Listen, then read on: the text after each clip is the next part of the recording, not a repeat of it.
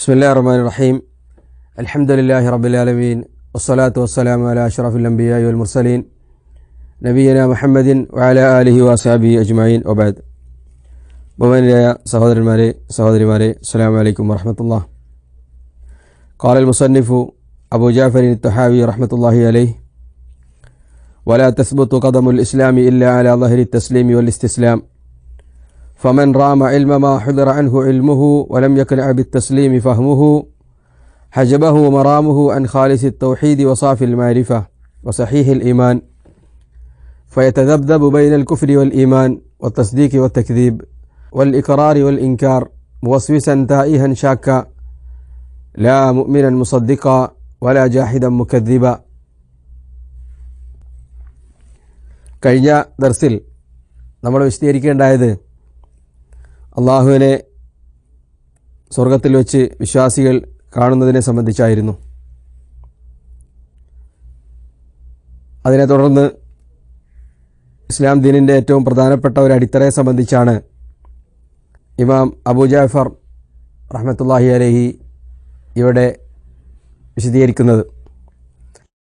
ഇമാം അവറുകൾ പറയുന്നത്, വലാ തസ്ബുതു ഖദമുൽ ഇസ്ലാം ഇല്ലാ അലാ ളഹരി തസ്ലീമി വൽ ഇസ്തിസ്ലാം, ഒരാളുടെയും പാദങ്ങൾ ഇസ്ലാം ദീനിൽ ഉറച്ചു നിൽക്കുകയില്ല അവൻ കീഴൊതുങ്ങുകയും അംഗീകരിക്കുകയും ചെയ്യുന്നതുവരെ.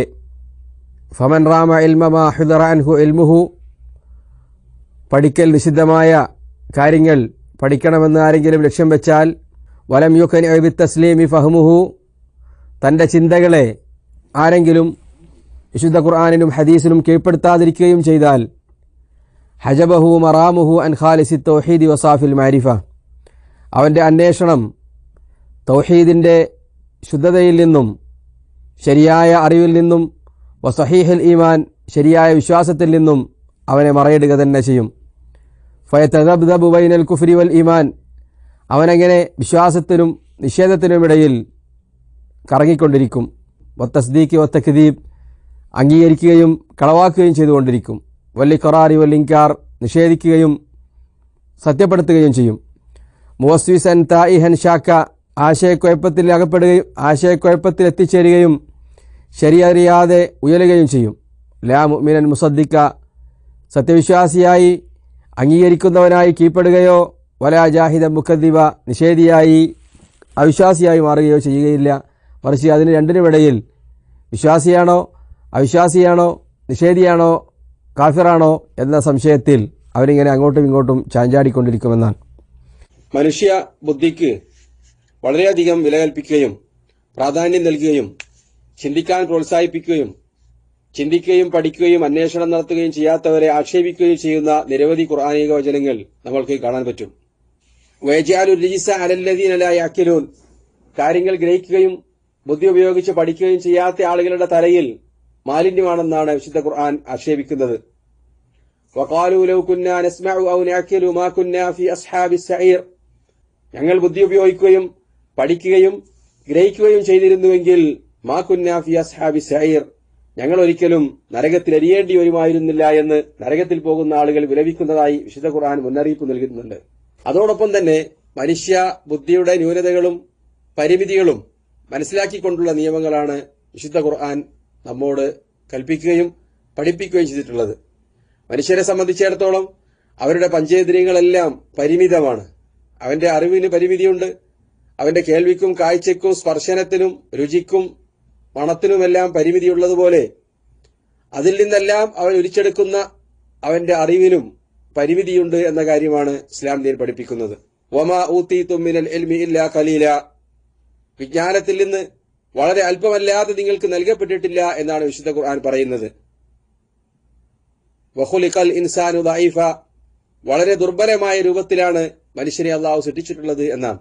മനുഷ്യരുടെ കഴിവിൽപ്പെട്ട കാര്യങ്ങളെ സംബന്ധിച്ച് ചിന്തിക്കുവാനും ആലോചിക്കുവാനും ഖുർആൻ പറയുന്നത് പോലെ തന്നെ മനുഷ്യർക്ക് കഴിയാത്ത കാര്യങ്ങളെ സംബന്ധിച്ച് ആലോചിക്കുകയും നിരീക്ഷിക്കുകയും ചെയ്യുന്നത് അവനെ വഴികേടിലെത്തിക്കുമെന്ന് ഇസ്ലാം ദീൻ മുന്നറിയിപ്പ് നൽകുകയും ചെയ്യുന്നുണ്ട്.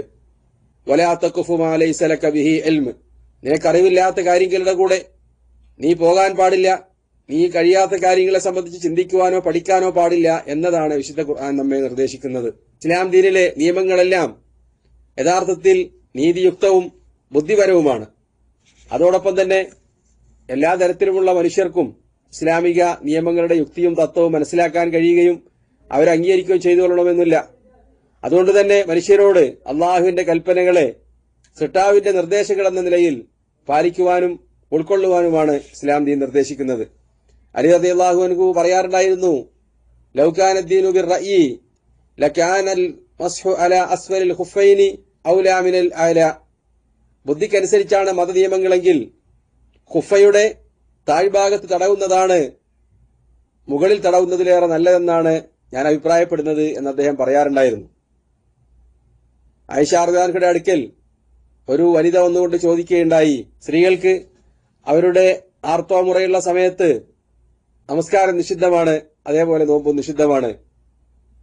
എന്നാൽ ആർത്തവത്തിന് ശേഷം സൗകര്യപ്പെടുന്ന സമയത്ത് അവർ നോമ്പ് നോറ്റ് വീട്ടേണ്ടതുണ്ട്, എന്നാൽ നമസ്കാരം നിർവഹിക്കേണ്ടതില്ല. അതിനെ സംബന്ധിച്ച് ചോദിക്കപ്പെട്ടപ്പോ ആയിഷ റളിയല്ലാഹു അൻഹ പറയുകയുണ്ടായി, അഹറൂറിയത്തുൻ അൻതി, നീ എന്താണ് ഖവാരിജികളെ പോലെ ചോദിക്കുന്നത്?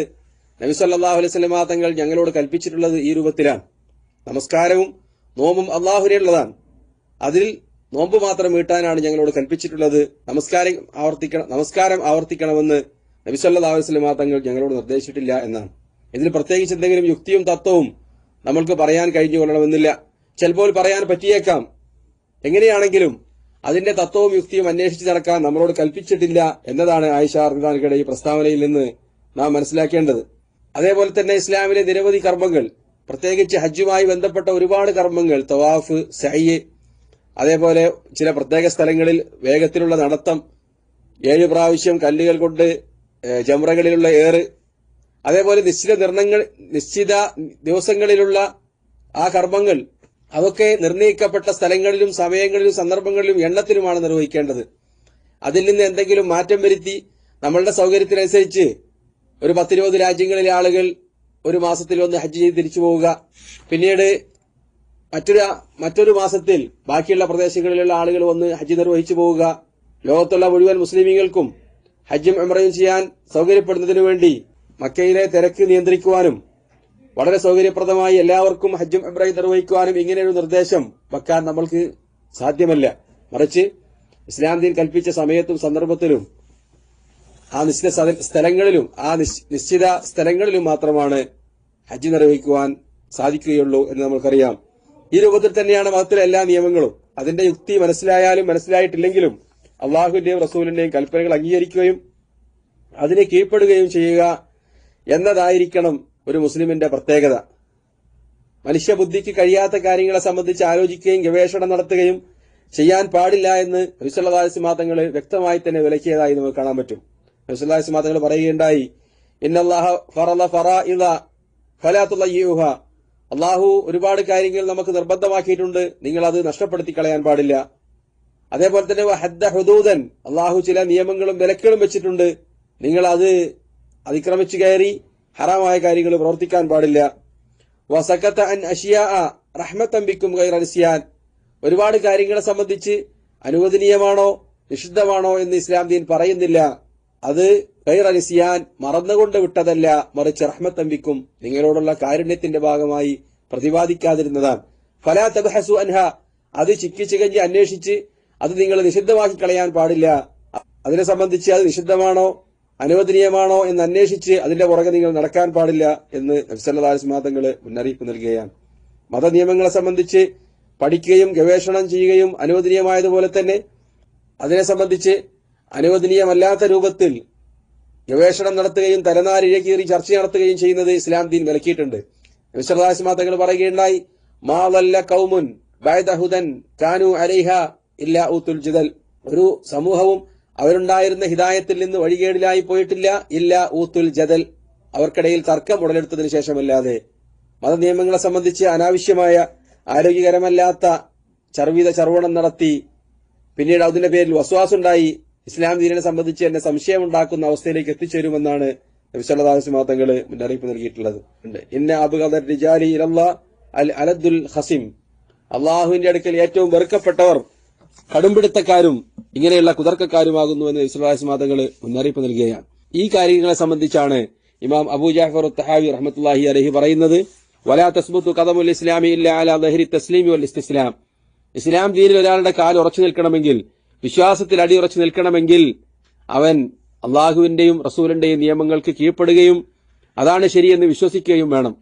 ഫമൻ റാമ ഇൽമ മാ ഹുദറ അൻഹു ഇൽമുഹു, പഠിക്കൽ നിഷിദ്ധമായ കാര്യങ്ങൾ പഠിക്കണമെന്ന് ആരെങ്കിലും ഉദ്ദേശിക്കുകയും വലം യുഖ്നി ബി തസ്ലീമി ഫഹ്മുഹു, അവന്റെ ചിന്തയും ബുദ്ധിയും ഇസ്ലാം ദീൻ പറഞ്ഞ കാര്യങ്ങളിൽ ഒതുക്കി നിർത്തുകയും ചെയ്തിട്ടില്ലെങ്കിൽ ഹജബഹു മറാമുഹു അൻ ഖാലിസി തൗഹീദ് വസാഫിൽ മാരിഫ വസഹീഹിൽ ഈമാൻ, അവന്റെ ആ അന്വേഷണവും ഗവേഷണവും ഒക്കെ തൗഹീദിൽ നിന്നും ഈമാനിൽ നിന്നും അവനെ വ്യതിചലിപ്പിക്കുകയും അവനെ ദലാലത്തിലേക്ക് വീഴ്ത്തുകയും ചെയ്യുമെന്നാണ് ഇമാം അവറുകൾ പറയുന്നത്.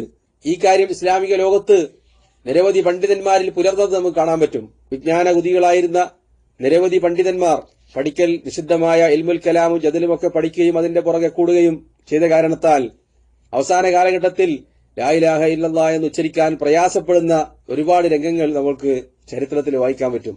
ഇമാം റാസി, ഇമാം ബാഖിർലാനി, ഇമാം ഗസാലി തുടങ്ങിയ പണ്ഡിതന്മാരെല്ലാം തർക്കശാസ്ത്രത്തിൽ മുഴുകുകയും തങ്ങളുടെ ജീവിതത്തിന്റെ മുക്കാൽ പങ്കും അതിൽ ചെലവിടുകയും ചെയ്ത മഹാന്മാരാണ്. അതിന്റെയൊക്കെ അവസാനത്തിൽ അവർ പശ്ചാത്തപിക്കുകയും തങ്ങളെത്തിപ്പെട്ട മഹാ അപകടം തിരിച്ചറിയുകയും അഹ്ലുസുന്നയുടെ പാതയിലേക്ക് തിരിച്ചു വരികയും ചെയ്തതായി നമ്മൾക്ക് അവരുടെ ചരിത്രത്തിൽ വായിക്കാൻ പറ്റും. ഇമാം റാസി റഹ്മത്തുള്ളാഹി അലൈഹി പറഞ്ഞത്, നിഹായത്തു ഇഖ്ദാമിൽ ഉഖൂലി ഇഖാലു വഗായത്തി ഫഹ്മി ത്വാലിബീന ദലാലു വലം നസ്തഫിദ് മിൻ ബഹ്സിനാ തൂല ഉംരിനാ സിവാ അൻ ജമഅനാ ഖീല വഖാലു. നിഹായത്തു ഇഖ്ദാമിൽ ഉഖൂലി ഇഖാലു, ബുദ്ധി കൊണ്ട് ചിന്തിച്ച് ഗവേഷണം ചെയ്ത ആളുകളുടെ അവസാനം വഗായത്തു ഫഹ്മി ത്വാലിബീന ദലാലു, ദലാലത്തിലേക്ക് എത്തിപ്പെട്ടതാണ്. ഞങ്ങളുടെ ദീർഘമായ ഗവേഷണത്തിനും അന്വേഷണത്തിനും ശേഷം ഞങ്ങൾ അവസാനം എത്തിപ്പെട്ടത് സിവാ അൻ ജമഅനാ ഖീല വഖാലു, കുറെ ആളുകളുടെ കൗലുകള് ഉദ്ധരിക്കുക എന്നതിനപ്പുറത്തേക്ക് ജീവിതത്തിൽ ഉപകാരപ്രദമായ ഒരു കാര്യവും ഞങ്ങൾക്ക് ശേഖരിക്കാൻ പറ്റിയിട്ടില്ല. ഞങ്ങളുടെ ഈമാൻ വർദ്ധിക്കാൻ ആവശ്യമായ ഒരു കാര്യവും അതിന്റെ പുറകിൽ ഞങ്ങൾക്ക് കണ്ടെത്താൻ പറ്റിയിട്ടില്ല എന്ന് അംഗീകരിക്കുകയാണ്. അതുകൊണ്ടാണ് മഹാനവറുകൾ പറയുകയുണ്ടായത്, ബഗ്ദാദിലെ ഒരു സ്ത്രീ ഇമാം റാസിയുടെ അടുക്കൽ അള്ളാഹു ഉണ്ട് എന്നതിന് 1001 തെളിവുകൾ ഉണ്ട് എന്ന് കേട്ടപ്പോൾ അവർ പ്രതികരിക്കുകയുണ്ടായത് അദ്ദേഹത്തിന് 1000 സംശയങ്ങൾ ഉണ്ടായതുകൊണ്ടാണ് 1001 തെളിവുകൾ വേണ്ടി വന്നത് എന്ന് പറയുകയുണ്ടായി. മരണവേളയിൽ ആ കാര്യം ഓർത്തുകൊണ്ട് അദ്ദേഹം പറഞ്ഞത്, ഞാൻ ഈ തർക്കശാസ്ത്രത്തിലും ഫിലോസഫിയിലും ഒന്നും മുഴുകാതെ ആ ബഗ്ദാദിലെ ഒരു സ്ത്രീയെപ്പോലെ അള്ളാഹുവിൽ വിശ്വസിക്കുകയും മരണപ്പെടുകയും ചെയ്തിരുന്നുവെങ്കിൽ അതായിരുന്നു എനിക്ക് നല്ലത് എന്ന് വിലപിക്കുകയാണ്. ഇങ്ങനെ അവസാന കാലഘട്ടത്തിൽ ഉമ്മാമമാരുടെ ഇൽമു മാത്രം മതിയായിരുന്നു എന്ന് വിലപിക്കുന്ന ഒരുപാട് പണ്ഡിതന്മാരെ നമുക്ക് കാണാൻ സാധിക്കും. അതിനൊക്കെ കാരണം വിലക്കപ്പെട്ട വിജ്ഞാനങ്ങൾ പഠിക്കുകയും അതിന്റെ പുറകെ അവർ കൂടുകയും ചെയ്തതാണ്. മനുഷ്യബുദ്ധിക്ക് ഉൾക്കൊള്ളുവാനും അംഗീകരിക്കാനും പറ്റുന്ന നിയമങ്ങൾ മാത്രമാണ് ഇസ്ലാമിൽ അള്ളാഹു കൽപ്പിച്ചിട്ടുള്ളത്. ആ കാര്യങ്ങൾ അംഗീകരിക്കുന്നതിന് പകരം മനുഷ്യബുദ്ധിയുടെയും ഗവേഷണത്തിന്റെയും അടിസ്ഥാനത്തിൽ മതനിയമങ്ങളെ തുലനം ചെയ്യുകയും അതിന്റെ അടിസ്ഥാനത്തിൽ വിലയിരുത്തുകയും ചെയ്യുന്നത് ദലാലത്തിലേക്ക് എത്തിക്കുമെന്ന് പണ്ഡിതന്മാരൊക്കെ വ്യക്തമാക്കിയിട്ടുണ്ട്.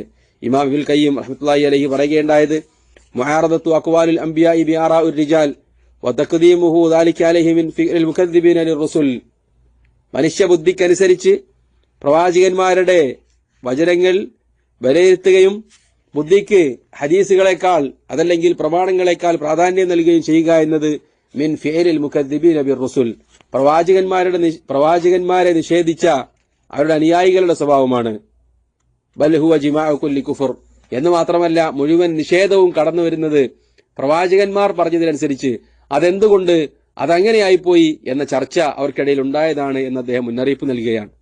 അതുകൊണ്ട് തന്നെ വിശുദ്ധ ഖുർആനിലും ഹദീസിലും പറഞ്ഞ കാര്യങ്ങൾ വിശ്വസിക്കുകയും അംഗീകരിക്കുകയും പ്രാവർത്തികമാക്കുകയും ചെയ്യുക എന്നതാണ് ഒരു മുസ്ലിമിനെ സംബന്ധിച്ചിടത്തോളം ഏറ്റവും കരണീയമായ മാർഗം. മനുഷ്യബുദ്ധി ഉപയോഗിച്ച് പ്രമാണങ്ങളിലെ യുക്തിയെ അന്വേഷിക്കുകയും പഠിക്കുകയും ചെയ്യാം. എന്നാൽ മനുഷ്യരുടെ പ്രാഥമിക ബുദ്ധിക്കെതിരായി പ്രമാണങ്ങളിൽ വല്ലതും കാണുമ്പോഴേക്ക് പ്രമാണങ്ങളെ നിഷേധിക്കുകയും അതിനെ ദുർവ്യാഖ്യാനിക്കുകയും ചെയ്ത് ബുദ്ധിക്ക് പ്രാധാന്യം നൽകുന്നതിനെയാണ് ഇവിടെ നാം നിരുത്സാഹപ്പെടുത്തുകയും നിഷിദ്ധമാണെന്ന് പണ്ഡിതന്മാർ പഠിപ്പിക്കുകയും ചെയ്തത്. ഇസ്ലാം ദീനിനെ സംബന്ധിച്ച് ഗവേഷണം നടത്തുന്നതോ ശരീഅത്തിലെ നിയമങ്ങളിലെ യുക്തിയെ സംബന്ധിച്ച് അന്വേഷിക്കുന്നതോ ഇസ്ലാം ദീൻ വിലക്കിയിട്ടില്ല. മറിച്ച് ശരീഅത്തിൽ പറഞ്ഞ കാര്യങ്ങൾ നമ്മുടെ ബുദ്ധിക്ക് എതിരായി കാണുന്ന സമയത്ത് ഇതൊരിക്കലും ശരീഅത്തിൽ ഉണ്ടാകാൻ പാടില്ല, എന്റെ ബുദ്ധിയാണ് ഏറ്റവും പ്രധാനപ്പെട്ടത് എന്ന് നിരൂപിച്ച് അതിനെ തള്ളിക്കളയുന്നതിനെയാണ് പണ്ഡിതന്മാർ നിരുത്സാഹപ്പെടുത്തുകയും വിലക്കുകയും ചെയ്തിട്ടുള്ളത് എന്ന് കാണാൻ പറ്റും. മഹാന്മാരായ പണ്ഡിതന്മാരെല്ലാം അതുകൊണ്ട് തന്നെ ഇൽമുൽ കലാം പഠിക്കുന്നതും അതിൽ വ്യാപൃതരാകുന്നതുമൊക്കെ നിരുത്സാഹപ്പെടുത്തുകയും വിലക്കുകയും ചെയ്തിരുന്നുവെന്ന് നമുക്ക് കാണാൻ പറ്റും. ഇമാം ഷാഫി റഹ്മത്തുള്ളാഹി അലൈഹി ഇൽമുൽ കലാം പഠിക്കുന്ന ആളുകളെ പ്രഹരിച്ച് ചെരുപ്പുമാല അണിയിച്ച് അങ്ങാടി ചുറ്റിക്കാനാണ് അദ്ദേഹം ഫത്വ കൊടുത്തത്. അദ്ദേഹത്തിന്റെ അഭിപ്രായം അതാണ് എന്ന് അദ്ദേഹത്തിന്റെ ഗ്രന്ഥങ്ങളിൽ തന്നെ നമുക്ക് കാണാൻ പറ്റും. പ്രമാണങ്ങളുടെ അടിസ്ഥാനത്തിൽ ഇസ്ലാം ദീൻ ഗ്രഹിക്കുകയും അത് പ്രാവർത്തികമാക്കുകയും ചെയ്തിട്ടില്ലെങ്കിൽ അതിനപ്പുറത്തേക്കുള്ള ആ ഗവേഷണം മനുഷ്യരെ വഴികേടിലെത്തിക്കുമെന്ന മുന്നറിയിപ്പ് യഥാവധി ഉൾക്കൊള്ളുന്ന സത്യവിശ്വാസികളുടെ കൂട്ടത്തിൽ അള്ളാഹു നമ്മെ എല്ലാവരെയും ഉൾപ്പെടുത്തുമാറാവട്ടെ. വാഹിറു ദഅവാനാ അൽഹംദുലില്ലാഹി റബ്ബിൽ ആലമീൻ. അസ്സലാമു അലൈക്കും വറഹ്മത്തുള്ളാഹി.